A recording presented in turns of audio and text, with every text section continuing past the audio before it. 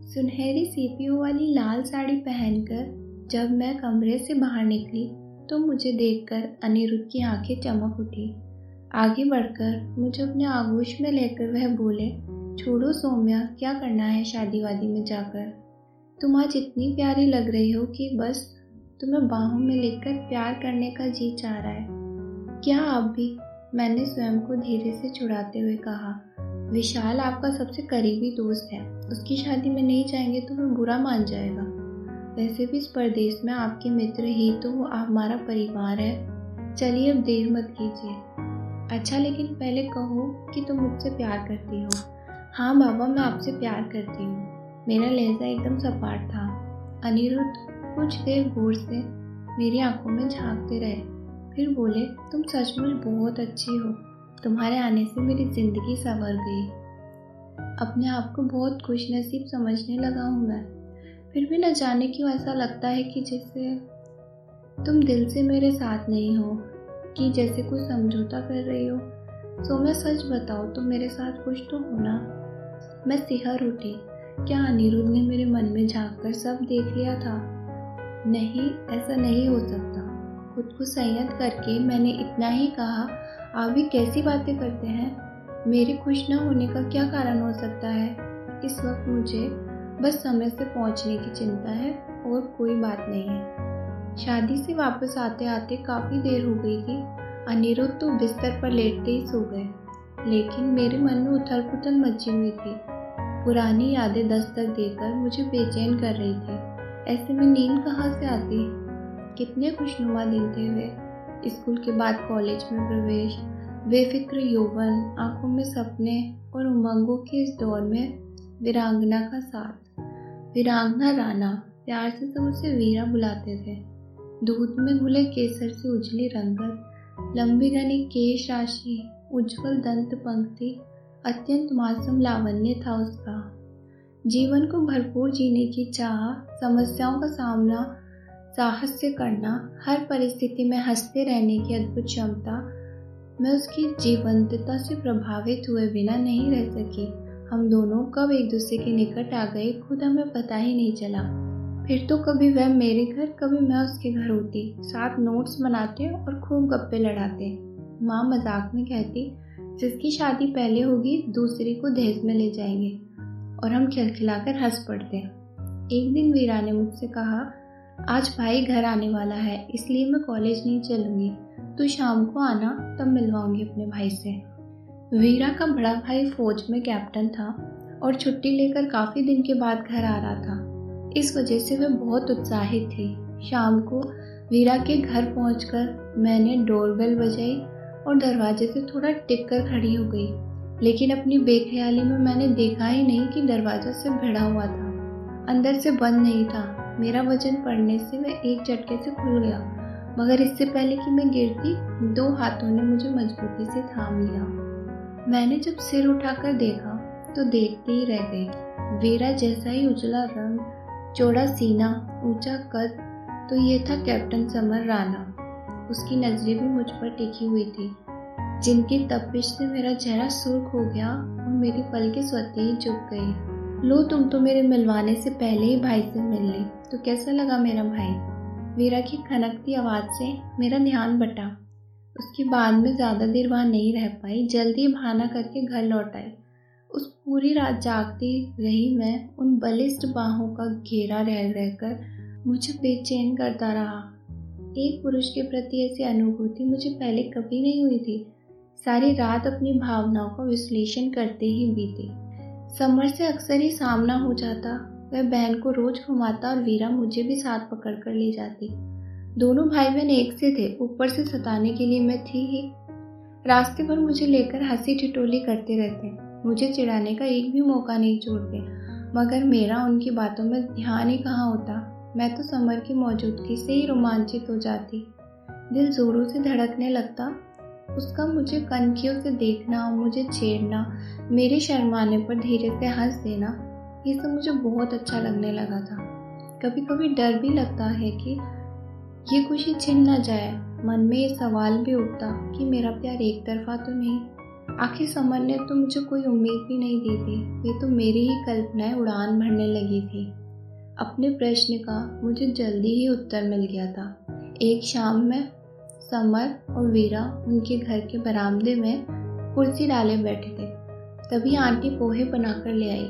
मैं सोच रही हूँ कि इस राजपूत के लिए कोई राजपूतानी ले आऊं। आंटी ने समर को छेड़ने के लहजे में कहा, मम्मा, भाई को राजपूतनी नहीं गुजरातन चाहिए।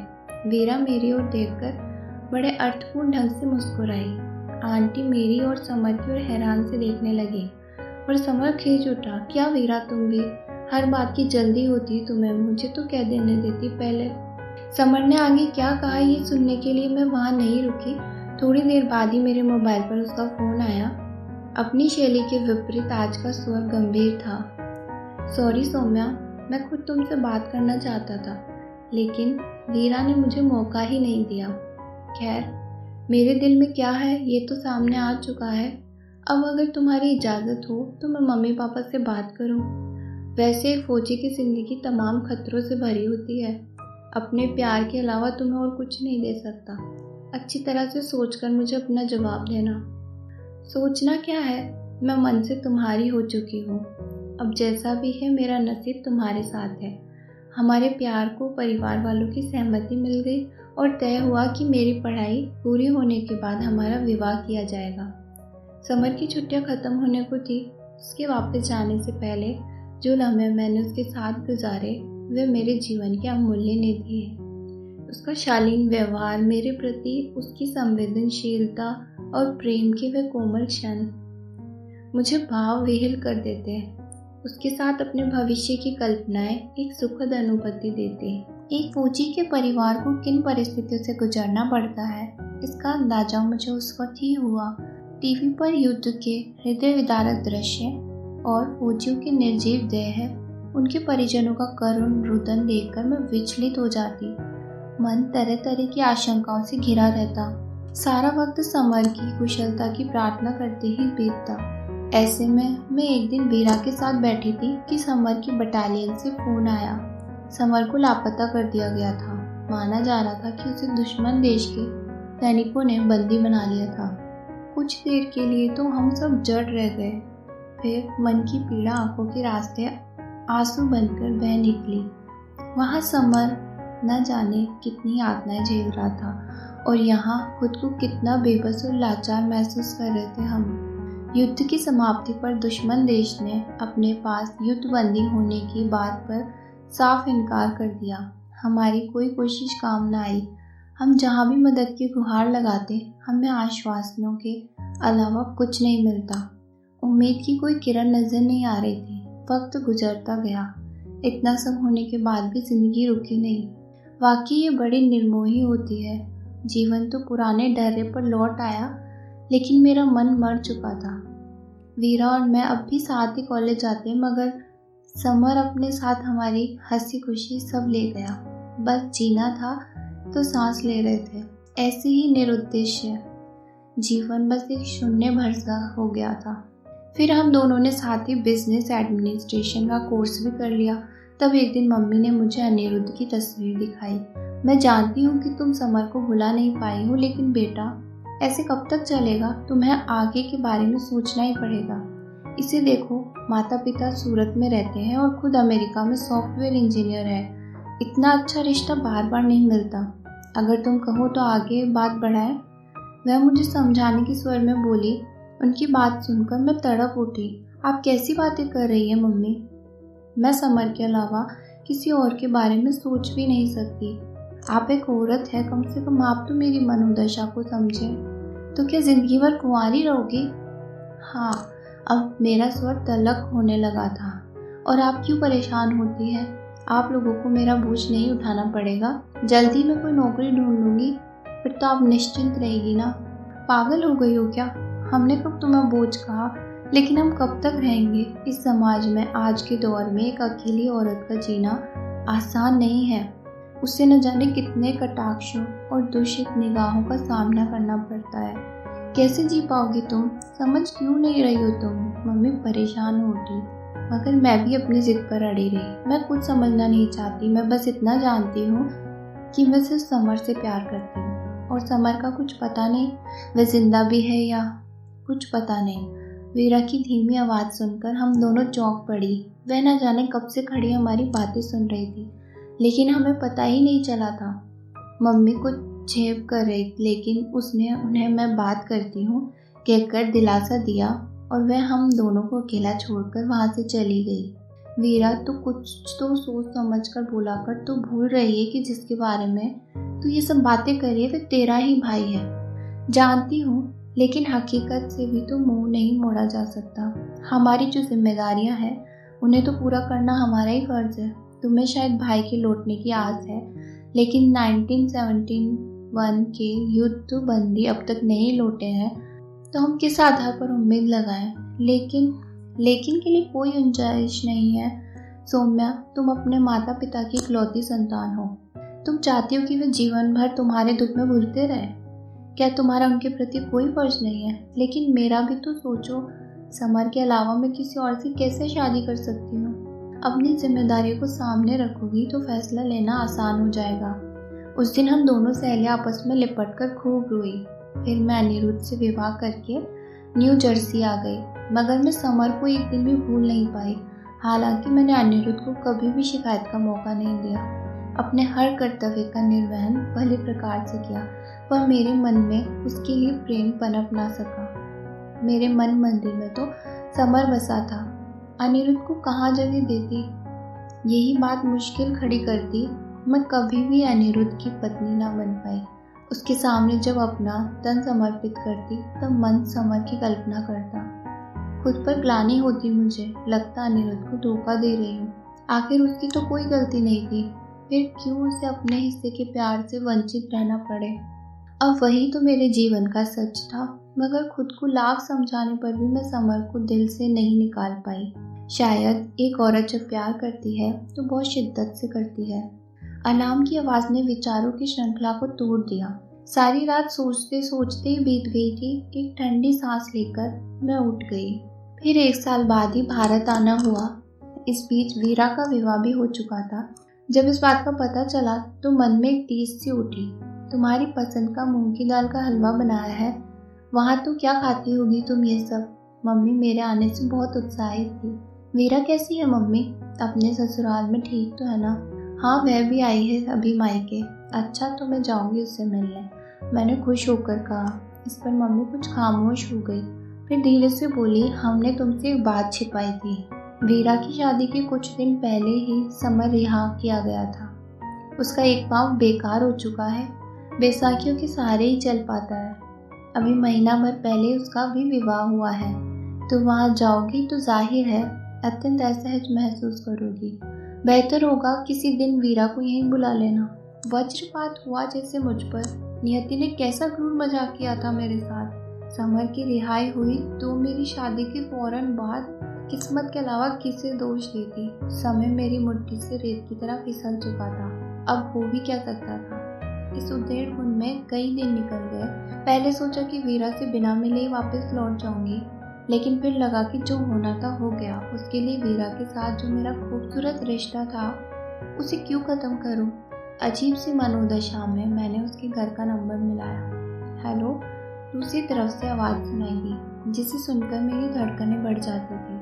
विधि की कैसी विडंबना थी कि जो मेरा सबसे ज़्यादा अपना था आज वही पराया बन चुका है। मैं अपनी भावनाओं पर काबू न रख पाई। रूंधे गले से इतना ही बोल पाई, मैं सौम्या। कैसी हो तुम? स्वर का भी स्वर भी भीगा हुआ था। ठीक हूँ, और आप? मैं भी बस ठीक ही हूँ। वो मुझे वीरा से बात करनी थी। अभी तो वे घर पर नहीं है। ठीक है, कहकर मैं रिसीवर रखने लगी कि समर बोल उठा, रुको सौम्या, मैं कुछ कहना चाहता हूँ। जानता हूँ कि मेरा कोई हक नहीं है, लेकिन क्या आज एक बार तुम मुझसे शाम से उसी कॉफ़ी शॉप पर मिलोगी जहाँ मैं तुम्हें ले जाता था? एक बार लगा कि कह दूँ, हक तो तुम्हारा अब भी इतना ही है कि बुलाओगे तो सब कुछ छोड़कर तुम्हारे पास आ जाऊंगी। लेकिन ये सच कहाँ था। अब दोनों के जीवन की दिशा बदल गई थी। अग्नि के समक्ष जिस मर्यादा का पालन करने का वचन किया था उसे तो पूरा करना ही था। अब किस हैसियत से मिलूँ मैं आपसे?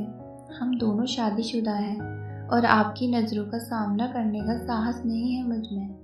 किसी और से शादी करके मैंने आपको धोखा दिया है। नहीं, आपकी आंखों में अपने लिए घृणा और वितृष्णा का भाव नहीं देख सकती मैं। फिर ऐसा धोखा तो मैंने भी तुम्हें दिया है सौम्या। जो कुछ भी हुआ हालात के चलते, इसमें किसी का कोई दोष नहीं है। मैं तुमसे कभी नफरत नहीं कर सकता।